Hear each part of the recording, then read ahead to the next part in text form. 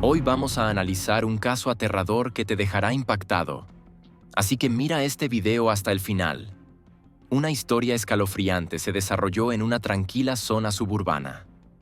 Hubo amenazas, advertencias, comportamientos extraños y momentos de tensa ansiedad. El crimen fue tan brutal y calculado que conmocionó incluso a los investigadores más experimentados. El caso era tan complejo que llegó a un punto muerto en varias ocasiones. Las terribles consecuencias de esta tragedia dejarán huellas imborrables. El matrimonio es una unión que conlleva profundas consecuencias no solo para la pareja, sino también para sus familias y comunidades. Cuando las personas se casan, lo que comienza como un viaje prometedor puede fácilmente degenerar en un escenario trágico digno de los titulares criminales. En la fatídica mañana del 27 de noviembre de 2017, la oficina del sheriff del condado de Coffee, en Alabama, recibió un informe profundamente inquietante. Un testigo se había presentado con información sobre lo que parecía ser un suicidio.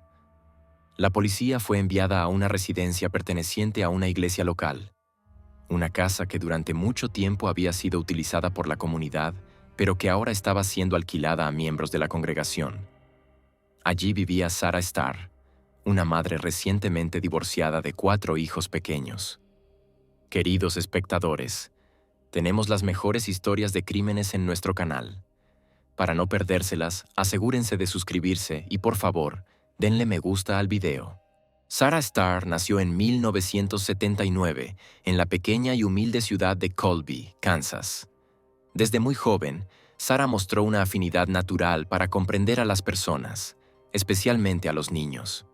Su capacidad para conectarse con ellos la llevó a seguir una carrera en la educación, específicamente enseñando literatura y escritura en una escuela primaria local. Después de completar su título en la Universidad de Kansas, Sarah inició su carrera docente. Su pasión por la literatura era evidente para sus estudiantes, y aquellos que interactuaban con ella notaban rápidamente su empatía y naturaleza gentil. Las personas que la conocían la describían no solo como una maestra atenta, sino también como una persona cuyo carácter tranquilo sacaba lo mejor de los demás, ya fuera en el aula o en contextos más personales. Su vida parecía encaminada hacia la plenitud, pero como veremos, las circunstancias pueden cambiar drásticamente. Sarah se casó con Jason en febrero de 2001, cuando ella tenía 22 años y Jason 28. En ese momento, Sarah acababa de terminar sus estudios y había obtenido su título en educación. Jason, un veterano militar, había regresado recientemente a la vida civil y estaba tratando de encontrar su lugar en el mundo laboral. Su noviazgo fue breve. Sarah, encantada por la fuerza y el carisma de Jason, pensó que había encontrado a un compañero de vida. Jason, por su parte, ya había pasado por un matrimonio fallido, del cual tenía un hijo. A pesar de su pasado, Sarah estaba decidida a que su matrimonio funcionara, convencida de que el amor podía superar cualquier desafío que enfrentaran. Durante algunos años, las cosas parecían relativamente estables. Jason consiguió trabajo y Sarah lo apoyaba emocionalmente, enfocándose en construir un hogar y una familia. Sin embargo, con el tiempo comenzaron a aparecer grietas en su relación, grietas que solo se profundizarían con la llegada de sus hijos. 4 años después de casarse, Sarah y Jason dieron la bienvenida a gemelos. Mientras Sarah estaba llena de alegría, la reacción de Jason fue mucho más apagada. Le costaba asumir las responsabilidades de la paternidad y, a medida que aumentaban las presiones financieras de la pareja, su paciencia se agotaba. 5 años después nació otro par de gemelos, lo que añadió aún más tensión a un hogar que ya estaba en dificultades. Para Sarah, sin embargo, convertirse en madre de 4 era la realización de un sueño de toda la vida. Adoraba a sus hijos y se entregaba por completo a la maternidad. Jason, por el contrario, se volvió más distante e irritable. Su matrimonio se estaba deteriorando, pero Sarah, siempre optimista, trataba de mantener todo unido por el bien de sus hijos. Se mudaron al condado de Coffee, en Alabama, con la esperanza de que un cambio de entorno mejorara su situación. Jason comenzó un nuevo trabajo e incluso se aventuró a iniciar su propio negocio, mientras Sara asumía el papel de ama de casa a tiempo completo, gestionando el hogar y cuidando a sus 4 hijos pequeños. A pesar de su amor por su familia, Sara encontraba abrumadoras las responsabilidades. Las exigencias de criar a 4 hijos, mantener la casa e intentar llevar un trabajo a tiempo parcial la dejaban física y emocionalmente agotada. El nuevo negocio de Jason no iba tan bien como habían esperado, y sus cambios de humor se volvieron más volátiles. En público era despectivo y a menudo cruel, humillando a Sara delante de otros. En privado, el abuso emocional empeoraba. Los amigos de Sara comenzaron a notar el desgaste que esto le causaba, aunque ella intentaba restarle importancia a sus problemas, insistiendo en que las cosas mejorarían. Pero cada vez era más evidente que su matrimonio no era lo que parecía. Con el tiempo, Sara encontró consuelo en la iglesia bautista local, convirtiéndose rápidamente en una parte fundamental de la congregación. Su bondad, sociabilidad y contagioso sentido del humor la convirtieron en un miembro querido. También tenía pasatiempos como la jardinería y la fotografía, que le brindaban momentos de paz en medio de la turbulencia de su vida personal. Para el año 2016, Sara enseñaba 4º grado en una escuela primaria local, donde sus colegas hablaban muy bien de ella. La describían como animada y alegre, una presencia positiva en la escuela. A pesar de su exterior optimista, su vida en casa seguía siendo una fuente constante de estrés y tristeza. Jason solía reprocharle a Sara el caos que naturalmente conlleva criar a 4 hijos pequeños. El ruido, el desorden y las exigencias de la paternidad parecían agotarlo, especialmente después del nacimiento de su segundo par de gemelos. La familia había crecido, pero en lugar de ver a los niños como bendiciones, Jason comenzó a resentirlos, viéndolos como una pesada carga más que como una extensión de su amor. Este cambio en su actitud empeoró el ambiente ya tóxico en su hogar. Sara se dio cuenta de que la relación ya no era sostenible, pero como muchas personas atrapadas en matrimonios poco saludables, sentía que no había salida. Durante años había dependido económicamente de Jason y, con 4 hijos que mantener, la idea de marcharse resultaba abrumadora. Sin embargo, en cuanto consiguió su puesto como maestra, Sara vio un rayo de esperanza hacia la independencia económica. La fuerza para dejar a Jason fue creciendo en ella y comenzó a imaginar una vida sin su constante abuso emocional. Aunque sabía que el camino por delante sería difícil, con la división de bienes, la custodia compartida de los hijos y la separación de sus finanzas, Sara sintió que había llegado el momento de escapar.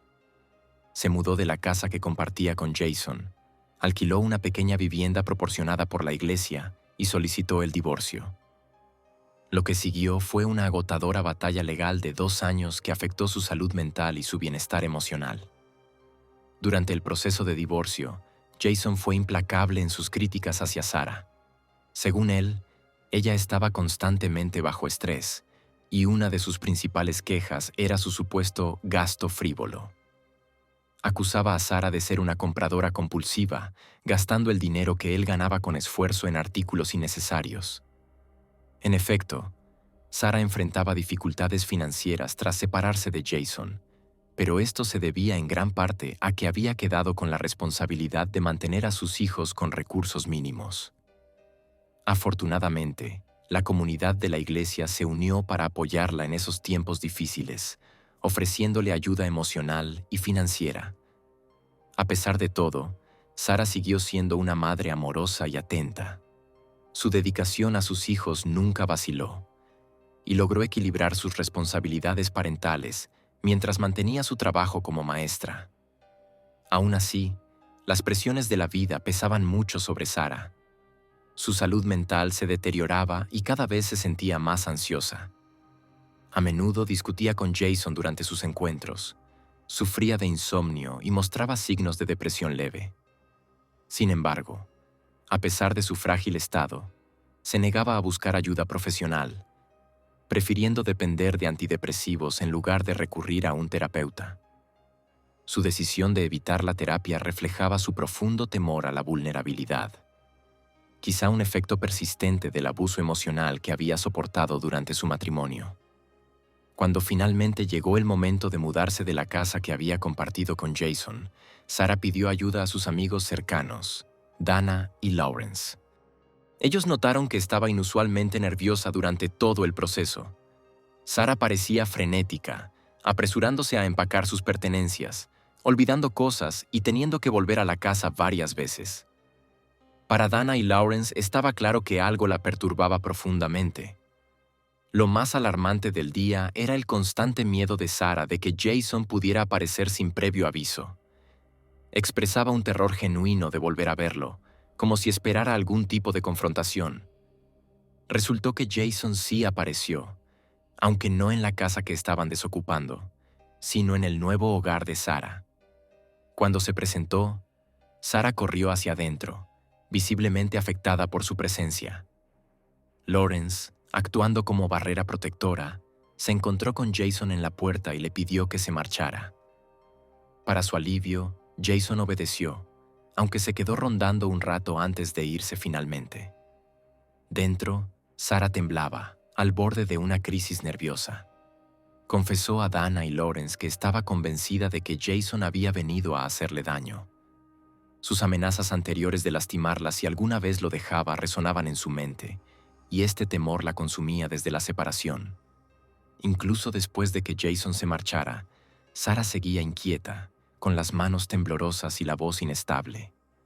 Pasaron horas antes de que lograra tranquilizarse. Este perturbador encuentro ocurrió al inicio de la separación, pero el miedo que infundió en Sarah permaneció durante años. Finalmente, después de 2 años agonizantes, el divorcio se resolvió. Según los términos del acuerdo, la custodia de los hijos fue dividida entre Sarah y Jason, con cada padre responsable de 2 de los gemelos. Jason también estaba obligado a pagarle a Sarah $3,500 al mes en manutención infantil y conyugal. Esta cantidad, aunque vital para que Sarah pudiera cuidar a sus hijos, afectaba significativamente las finanzas de Jason, ya que representaba más de la mitad de sus ingresos mensuales. A pesar de esto, Sarah no obtuvo derechos sobre el negocio de Jason ni sobre otros bienes. Ella continuó viviendo en la modesta casa proporcionada por la iglesia, mientras Jason se mudaba a una vivienda cercana, instalándose con su madre anciana. Vivir tan cerca de Jason añadía ansiedad constante a Sarah. Aunque el divorcio estaba finalizado, nunca se sintió completamente libre de él. Su presencia, tanto física como emocional, seguía siendo una sombra imponente en su vida. Cada interacción que tenían, ya fuera sobre los hijos, las finanzas o asuntos logísticos, reavivaba el miedo y la tensión que habían definido su matrimonio. Para Sarah, el divorcio había terminado con los lazos legales entre ellos, pero las heridas emocionales seguían abiertas. A pesar del fallo del tribunal, la sombra de la ira y el control de Jason continuaba oscureciendo su nueva vida, dejándola preguntándose si alguna vez estaría verdaderamente libre de él. En la mañana del 27 de noviembre de 2017, ocurrió algo trágico e inesperado que cambiaría la vida de muchas personas. Sarah Starr, una querida maestra y devota madre de 4 hijos, debía regresar al trabajo después de las vacaciones de Acción de Gracias. Sus colegas, acostumbrados a su puntualidad y responsabilidad, comenzaron a preocuparse cada vez más cuando no apareció en su aula. Los intentos de contactarla por teléfono quedaron sin respuesta, y su ausencia generó una creciente ansiedad. Era completamente fuera de lo común que Sarah desapareciera sin notificar a nadie, especialmente respecto a sus responsabilidades en la escuela. A medida que pasaban los minutos, la inquietud del personal aumentaba, y una de sus colegas, temiendo que algo estuviera terriblemente mal, decidió ir a buscarla personalmente. Sus peores temores se confirmaron. Alrededor de las 8:30 de la mañana, encontraron a Sarah tendida en un charco de sangre en la entrada de su casa. La escena era espantosa y le heló la sangre. Los servicios de emergencia fueron llamados de inmediato al lugar, pero era evidente que sus heridas eran catastróficas. Al principio, algunos pensaron que Sarah podría haberse quitado la vida, tal vez abrumada por las presiones de ser madre soltera y el trauma de su reciente divorcio. Sin embargo, incluso un breve examen por parte de las autoridades indicó lo contrario. Estaba claro que no se trataba de un suicidio. Sara había sido brutalmente atacada. El examen forense reveló que Sara había salido de su casa alrededor de las 6:30 de la mañana, presumiblemente camino al trabajo.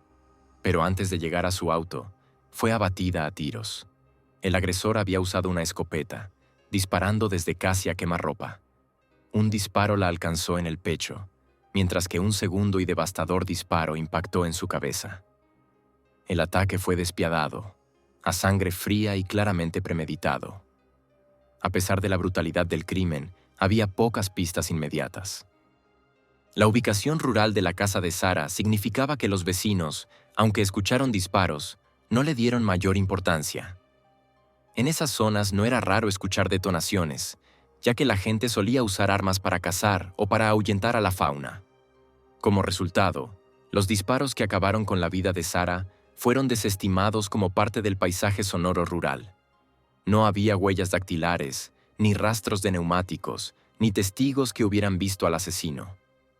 Lo único con lo que contaban los investigadores era el reciente y amargo divorcio de Sara con su exesposo, Jason Starr. Dadas las circunstancias, Jason rápidamente se convirtió en el principal sospechoso.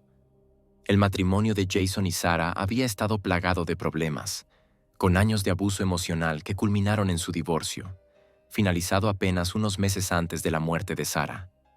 Ella había confiado sus miedos a amigos cercanos, incluidos Dana y Lawrence, quienes la habían ayudado a mudarse de la casa que compartía con Jason. Ellos confirmaron a la policía que Sara había estado viviendo con temor hacia su exesposo, especialmente después de que el acuerdo de divorcio obligara a Jason a pagar una considerable manutención y pensión conyugal. Sara a menudo expresaba su convicción de que Jason podría buscar venganza, temiendo que reaccionara violentamente debido a la presión financiera que el divorcio había generado en él. La proximidad de la nueva residencia de Jason, apenas a unos minutos caminando de la casa alquilada de Sara, solo aumentaba las sospechas. Parecía casi demasiado coincidente que Sara hubiera sido asesinada poco después de un divorcio tan conflictivo y con Jason viviendo tan cerca. Era natural que los investigadores lo consideraran el culpable más probable. Fue rápidamente llevado a interrogatorio. Sin embargo, Jason negó cualquier participación en el asesinato de Sara. Les dijo a los investigadores que en la mañana del tiroteo había estado en un restaurante local desayunando con sus hijos. Para decepción de las autoridades, la coartada de Jason fue corroborada tanto por imágenes de seguridad como por testimonios de testigos. Tras horas de interrogatorio, fue liberado, aunque los detectives seguían sin estar convencidos de su inocencia. Incluso si no había apretado el gatillo, especulaban que Jason podría haber orquestado el ataque. Quizás había contratado a alguien para matar a Sara, motivado por la carga financiera del divorcio y su continuo resentimiento hacia su exesposa. Estas sospechas permanecieron, pero sin pruebas concretas, la investigación llegó a un punto muerto. La liberación de Jason hizo poco por calmar la creciente tensión en torno al caso. Aunque su coartada parecía sólida, los más cercanos a Sara seguían convencidos de que él estaba involucrado de alguna manera. Después de todo, Sara no tenía enemigos conocidos, ni conexiones con el mundo criminal, ni historial de asociaciones peligrosas. Su asesinato parecía personal, y el motivo más evidente pertenecía a Jason. Sin embargo, probar su participación era otro asunto completamente distinto. Durante los meses siguientes, la investigación se prolongó con pocos avances. La policía local, carente de pistas significativas, siguió vigilando de cerca a Jason, esperando que algo se escapara entre las grietas. Para enero de 2018, a pesar de sus esfuerzos, no surgieron nuevas pruebas. En un intento por reavivar el interés público en el caso, se celebró una conferencia de prensa. El gobernador del estado anunció una recompensa de $5,000 por cualquier información que condujera al arresto del asesino de Sara. Posteriormente, un ciudadano preocupado aportó $500 adicionales. Lamentablemente, estos esfuerzos no dieron resultados. Llegaron un puñado de pistas, pero cada una fue investigada y finalmente descartada como irrelevante. Con la investigación estancada, los hijos de Sara fueron puestos bajo la custodia de los servicios sociales. Esta decisión se tomó debido a las persistentes dudas sobre la integridad de Jason y sobre si era seguro que los niños permanecieran bajo su cuidado. Como resultado, la relación de Jason con sus hijos se volvió cada vez más tensa, lo que complicó aún más su vida tras la tragedia. Con el paso de los meses y los años, el caso se enfrió. A pesar de las declaraciones ocasionales de las autoridades y los renovados llamados de información, el asesinato de Sarah permanecía sin resolver. La policía local contó con el apoyo de agencias estatales de seguridad en sus esfuerzos por obtener justicia para Sarah, pero cada pista que seguían terminaba desvaneciéndose. Para entonces, el interés público había disminuido y la comunidad comenzaba a perder la esperanza de que alguna vez se hiciera justicia en el caso de Sarah. Sin embargo, para la familia de Sarah, sus amigos y las muchas personas cuyas vidas había tocado, el recuerdo de aquella horrible mañana de 2017 seguía siendo dolorosamente fresco. La pregunta que los perseguía a todos era simple. ¿Alguna vez Sarah obtendría la justicia que merecía o su trágica muerte permanecería para siempre como un misterio? No fue fácil para los detectives establecer una conexión clara entre Jason Starr y el asesinato de su exesposa, pero cada vez estaban más convencidos de que él estaba involucrado. Aunque Jason tenía una coartada sólida para la mañana de la muerte de Sarah, había estado desayunando con sus hijos en un restaurante local. Esto no lo absolvió por completo de sospechas. Los investigadores teorizaron que si Jason no había cometido el crimen él mismo, podría haber contratado a alguien para hacerlo.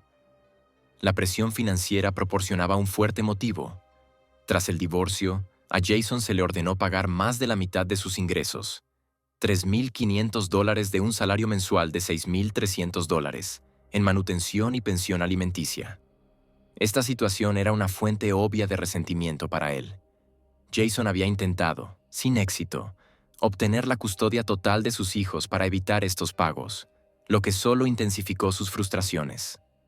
No fue hasta diciembre de 2021, 4 largos años después de la muerte de Sarah, que la investigación volvió a recibir atención. Mientras investigaban la vida personal de Jason, la policía examinó su computadora y descubrió una gran cantidad de documentos que arrojaban nueva luz sobre su estado mental. Los archivos parecían ser parte de un borrador de un libro que Jason había estado escribiendo durante años. En esos escritos desahogaba su enojo por la decisión del tribunal. Resentía amargamente las obligaciones financieras impuestas sobre él. Sus notas estaban llenas de comentarios denigrantes hacia Sarah y hacia las mujeres en general. El tono era agresivo y humillante, y aunque no había una mención explícita de un plan para matar a Sarah, su desprecio hacia ella era evidente. Cuanto más leían los detectives, más claro quedaba que Jason albergaba un profundo y corrosivo odio hacia su exesposa. Estos escritos solo reforzaron las sospechas de los investigadores. La investigación dio un giro significativo cuando los detectives comenzaron a examinar las transacciones financieras de Jason.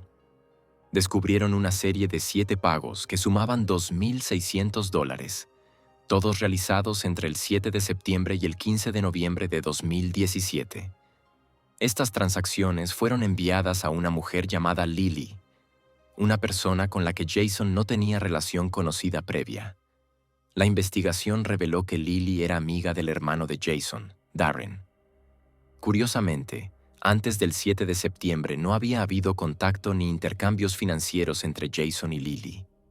Este repentino flujo de pagos levantó sospechas, lo que llevó a los detectives a profundizar en esa conexión. Cuando la policía entrevistó a Lily, descubrieron otro detalle peculiar.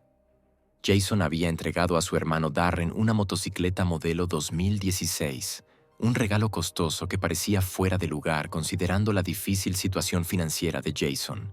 Cuando le preguntaron al respecto, Jason afirmó que la motocicleta había sufrido daños en un accidente y que no quería pasar por el proceso del seguro. En su lugar, dijo, le entregó la moto a Darren para repararla. Según Jason, Darren había estimado que las reparaciones costarían $5,000 y los $2,600 en pagos eran supuestamente para ayudar a cubrir el costo de las piezas. Sin embargo, el hecho de que Jason enviara este dinero a través de Lily en lugar de directamente a Darren, resultaba extraño. Jason no ofreció explicación alguna sobre por qué había elegido involucrar a una mujer que apenas conocía en este arreglo financiero. Los detectives no creyeron la historia de Jason. El uso de Lily como intermediaria parecía sospechoso, como si Jason intentara ocultar la verdadera naturaleza de esas transacciones. Mientras Jason mantenía que el dinero era para ayudar a reparar la motocicleta, la policía creía que era más probable que esos pagos formaran parte de un plan para financiar el asesinato de Sarah. Darren o Lily, o ambos, podrían haber estado involucrados en el crimen, con Lily actuando como pantalla para desviar a los investigadores. Esta teoría se reforzó con el hallazgo de que Darren había estado en Alabama, cerca de la casa de Sarah, en los días previos a su muerte. Darren no era un hombre fácil de localizar. Descrito como un solitario de carácter rudo, vivía una vida mayormente aislada en una caravana en Texas. Tenía un historial de delitos menores, incluida una detención en 2013 por posesión de drogas. Cuando Darren fue detenido ese año por exceso de velocidad, un perro policía alertó a los agentes sobre la presencia de drogas en el vehículo. Un registro posterior reveló varios narcóticos y equipo para su fabricación. Aunque los cargos por drogas de Darren resultaron en una sentencia relativamente indulgente, su historial criminal pintaba la imagen de un hombre inclinado al delito. Los detectives se enfrentaban ahora a una pregunta crucial. ¿Era Darren capaz de cometer un asesinato? Empezaron a observar más de cerca su relación con Jason, examinando mensajes de texto, registros telefónicos y otras comunicaciones. A medida que reconstruían los movimientos de Darren en los días previos al asesinato de Sarah, encontraron pruebas inquietantes. El 18 de noviembre de 2017, apenas días antes de que Sarah fuera asesinada, Darren había llegado al condado de Coffee, Alabama. Permaneció en la zona durante 10 días, tiempo en el cual fue visto con frecuencia cerca de la casa que Sarah alquilaba a la iglesia. La prueba más incriminatoria provino de los registros de su teléfono celular. El dispositivo de Darren había estado apagado durante varias horas la noche anterior al asesinato, una táctica comúnmente utilizada para evitar ser rastreado. Cuando su teléfono finalmente fue encendido de nuevo, eran alrededor de las 10 de la mañana del día siguiente, y Darren ya estaba de regreso en Texas. Este horario coincidía perfectamente con el asesinato, ya que Sarah había sido asesinada temprano en la mañana, entre las 6:30 y las 7. El hecho de que Darren hubiera estado en las inmediaciones de la casa de Sarah y apagara su teléfono sugería que tenía algo que ocultar. Parecía cada vez más probable que Darren hubiera llevado a cabo el asesinato, posiblemente por encargo de Jason. Los investigadores comenzaron a centrar su atención en Darren como principal sospechoso, aunque todavía no podían descartar la posibilidad de que Jason hubiera orquestado todo el plan. Las dificultades financieras de Jason, sus escritos llenos de resentimiento hacia Sarah y las sospechosas transferencias de dinero apuntaban a su participación en alguna capacidad. La repentina aparición de Darren en Alabama, junto con su comportamiento evasivo, lo convertían en un sospechoso clave en la muerte de Sarah. Pero probar que cualquiera de los dos era directamente responsable de su asesinato requeriría más pruebas. A medida que el caso seguía desarrollándose, quedaba claro que esto no era solo la historia de un amargo divorcio que salió mal. Era un relato de codicia, ira y venganza, con Jason y Darren desempeñando papeles clave en una conspiración que condujo al brutal asesinato de una madre de 4 hijos. Los detectives estaban decididos a llegar al fondo del asunto, pero sabían que demostrar la culpabilidad de Jason y Darren sería un proceso largo y arduo. En la noche del 27 de noviembre, el mismo día en que Sarah fue asesinada, Darren envió a su hermano Jason un mensaje críptico. Sonaba como una comunicación en clave, haciendo referencia al éxito de una cacería de ciervos. Para los detectives quedó claro que los hermanos se estaban comunicando en código para ocultar su implicación en el asesinato de Sarah. Incluso un vecino había informado haber visto una motocicleta cerca de la casa de Sarah varias veces en los días previos al crimen. La descripción de la motocicleta coincidía con una que pertenecía a Darren, y otros en el vecindario también habían notado este vehículo, aunque en ese momento nadie le dio mayor importancia. La última pieza de evidencia provino de una cámara de vigilancia instalada en un granero cerca de la casa de Sarah. Apenas minutos después del crimen, la cámara captó un destello de la misma motocicleta huyendo a gran velocidad de la escena. Basados en estas pruebas cada vez más contundentes, los detectives concluyeron que Jason había contratado a su hermano para asesinar a Sarah. El 1 de diciembre de 2021, tanto Jason como Darren fueron formalmente acusados de asesinato. Jason, al ser arrestado, se comportó con arrogancia, exigiendo un abogado y desestimando los cargos con un aire de confianza. Negó repetidamente cualquier implicación, afirmando que la policía no tenía caso alguno contra él.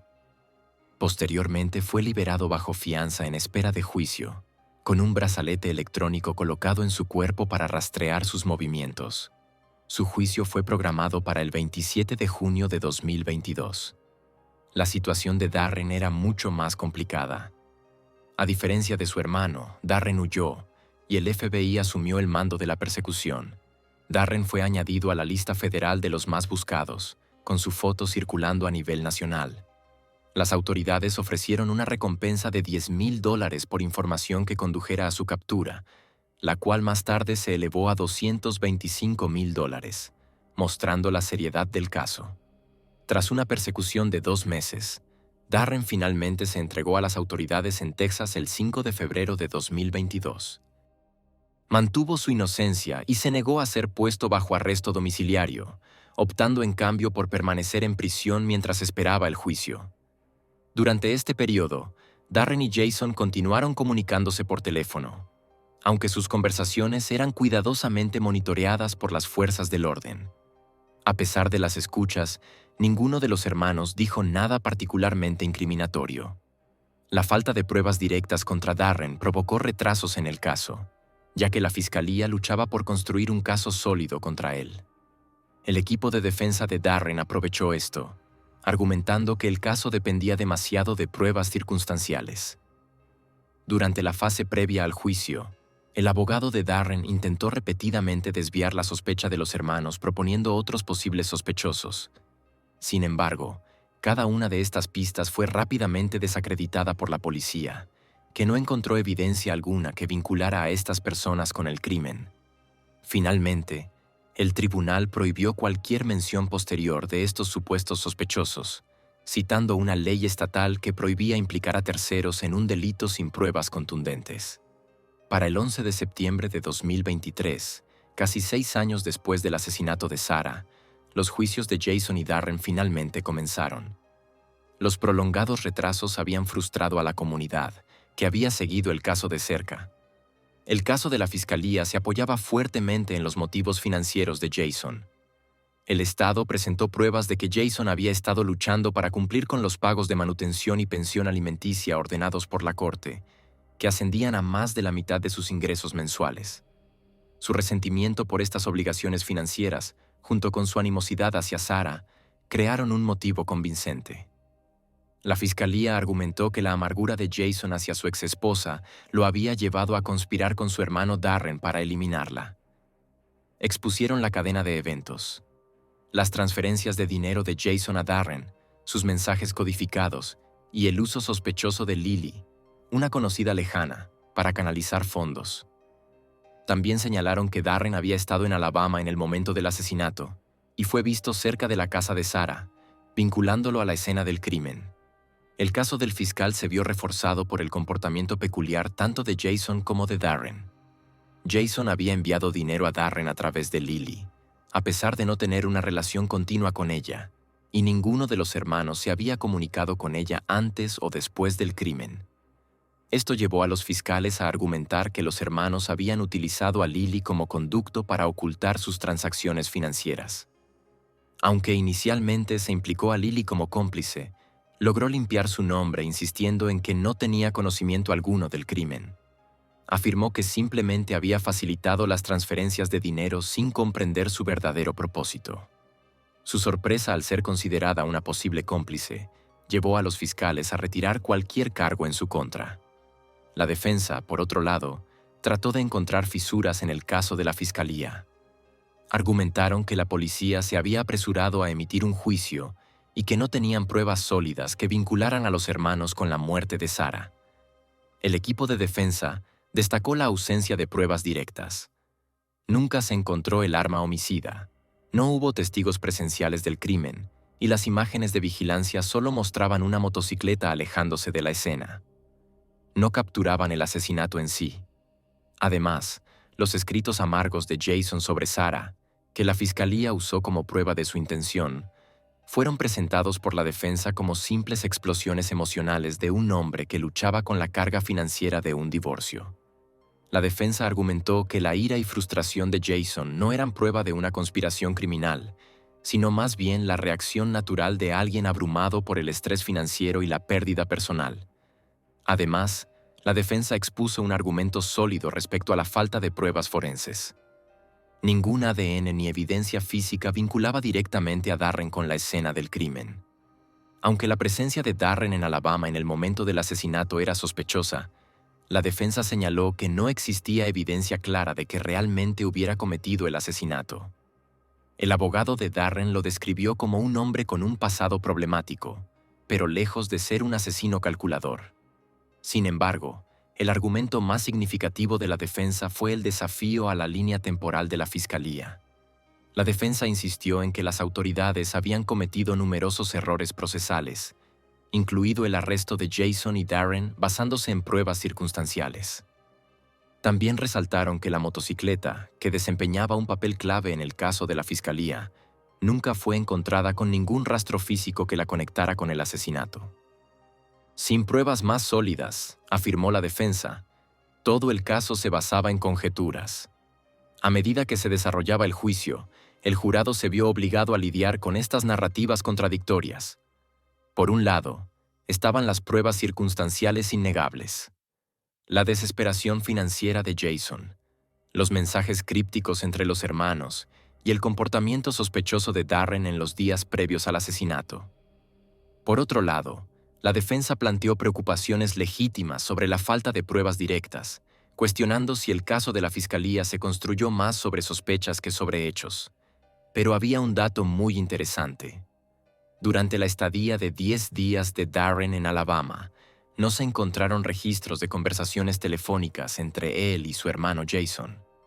Esto llevó a los investigadores a creer que los dos podrían haber recurrido a métodos de comunicación más discretos, posiblemente reuniones cara a cara o el uso de teléfonos desechables, los cuales suelen estar vinculados a actividades ilegales debido a su carácter no rastreable.